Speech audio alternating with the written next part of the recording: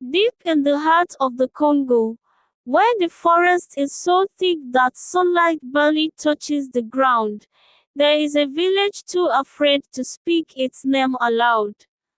At the edge of this village stands Oba Nkonde's house, a dwelling that seems alive with malevolence. Its walls are blackened, not by age, but by centuries of dark rituals. The elders call it the house that feeds on souls. Oba Nkonde was once a Nganga feared for his power over life and death. He did not only speak with ancestors, he enslaved them, twisting their spirits to obey his will. To fuel his dark magic, he demanded sacrifices, goats, chickens, and, when he hungered most, human blood. Villagers whispered that those who vanished in the night were dragged into the house, their screams echoing in the underworld while Oba used their fear to strengthen his fetishes. One stormy night, Amale, a young herbalist, dared to enter the house, seeking the Nganga's secrets. As soon as she crossed the threshold, the air thickened with the smell of decayed flesh and burning herbs. The walls pulsed as if breathing. Masks with hollow eyes turned to stare at her, their mouths opening in silent chants. A drum began beating somewhere in the dark, slow and heavy, like a heartbeat, but not hers.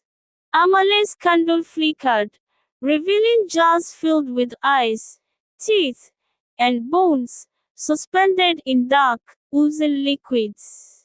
Suddenly, the shadows detached from the walls, slithering like snakes, wrapping around her ankles. She screamed, but the house swallowed her voice. From the shadows, ghostly figures emerged, ancestors bound by blood, their faces twisted in eternal torment. They chanted in a language older than the village itself. Amale saw the truth. Every step she took was feeding the house. It did not just contain spirits, it hungry for the living, trapping them to sustain its course. A sudden ritual began in the darkness. A phantom altar rose from the floor, decorated with animal skulls and a basin filled with blood. Invisible hands forced Amale to kneel.